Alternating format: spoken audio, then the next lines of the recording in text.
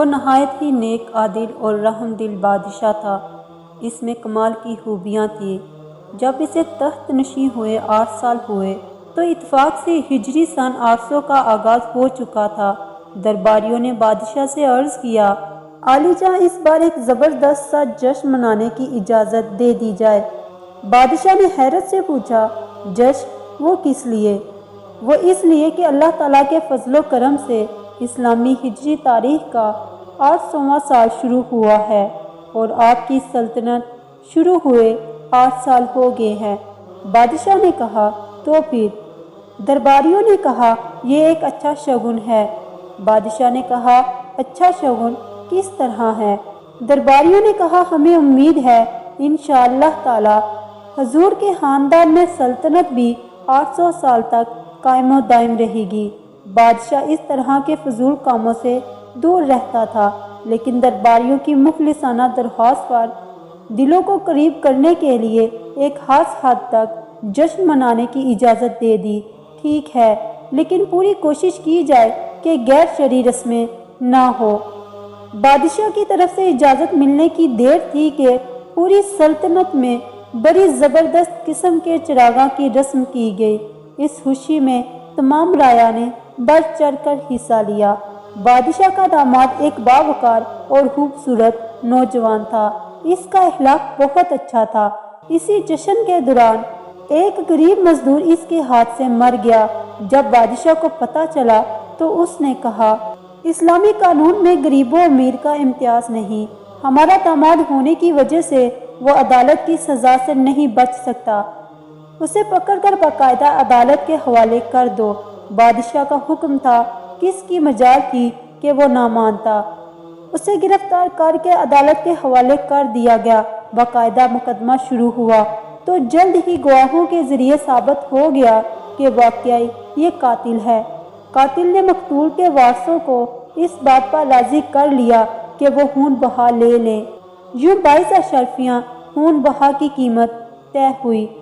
وارثوں نے صلح نامے پر دستخط کر دیے۔ جب معاہدہ مکمل ہو گیا تو آخری فیصلے کے لیے بادشاہ کے سامنے پیش کیا گیا۔ اس پر قاضی نے فیصلہ اس طرح لکھا ہوا تھا، عالی جاں، میں مقدمہ کی تحقیق اور گواہوں کے بیانات سے اس بات کی تصدیق کرتا ہوں کہ ملزم واقعی قتل کا مرتکب ہوا ہے اور اس پر حق قصاص اسلامی قانون کے مطابق جاری ہونا ضروری ہے، لیکن مقتول کے ورثاء جواب مدعی کی حیثیت سے ہیں، بغیر کسی دباؤ کے خون بہا لینے پر راضی ہیں۔ میں نے ورثاء کے مشورے سے 22 اشرفیاں خون بہا تجویز کی ہیں۔ آخری فیصلے کے لیے معاہدہ آپ کی خدمت میں پیش کرنے کی جسارت کرتا ہوں۔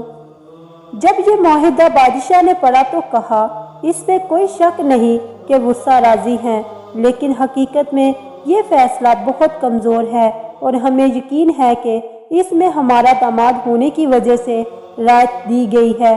ورثاء کا خیال ہوگا کہ اس ہماری مہربانی سے بادشاہ احسان مند ہوگا۔ دوسری بات یہ ہے کہ اس فیصلے کا نتیجہ نکلے گا کہ شاہی خاندان کے افراد میں یہ حوصلہ آ جائے گا کہ وہ کمزور اور غریب رعایا کو یوں ہی مار ڈالا کریں گے۔ ہم سیاسی، انتظامی، شرعی اور اخلاقی لحاظ سے اس فیصلے کے خلاف ہیں۔ ہمیں یہ معلوم ہے کہ ہماری عزیز اور پیاری بیٹی کو اس فیصلے سے تکلیف ہوگی، اسے بیوہ ہونے کا غم برداشت کرنا پڑے گا، لیکن ہم خاندان اور اولاد کی خوشی کے لیے غریب کی جان کو یوں ضائع کرنا مناسب نہیں سمجھتے۔ ملزم نے یوں جو بے باکی سے غریب کا خون بہا دیا، اس میں ضرور یہ غرور چھپا ہوا تھا کہ وہ بادشاہ کا چہیتا داماد ہے جو کسی طرح سے اولاد سے کم نہیں ہوتا۔ ایسے ہی صلح نامے اور فیصلے میں بھی ضرور شاہی رعایت کا لحاظ کار فرما ہے۔ یہ سنتے ہی سب کے دل دک دک کرنے لگے کہ جانے بادشاہ کیا فیصلہ کرتا ہے۔ ان تمام حالات و واقعات کو مد نظر رکھتے ہوئے ہم کسی طرح سے یہ مناسب نہیں سمجھتے کہ عدالتی فیصلے کو برقرار رکھا جائے۔ عالی جاں، پھر کیا کیا جائے؟ قاضی صاحب نے ڈرتے ڈرتے پوچھا۔ اس فیصلے سے امیروں کو ڈیل ملے گی۔ ایک شاہی خاندان کے فرد کے لیے 22 اشرفیاں کوئی معنی نہیں رکھتی۔ لیکن ایک جان بہت قیمتی ہوتی ہے، ہوا وہ غریب ہی کی کیوں نہ ہو۔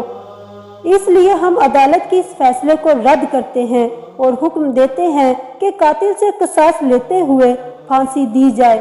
نیز یہ حکم بھی دیتے ہیں کہ نمونہ عبرت کے لیے ایک دن اور ایک رات شہر کے درمیان میں قاتل کی لاش کو لٹکایا جائے، تاکہ پھر کسی دولت مند کو کسی غریب کا خون بہانے اور خون بہا دینے کا حوصلہ اور امید نہ رہے۔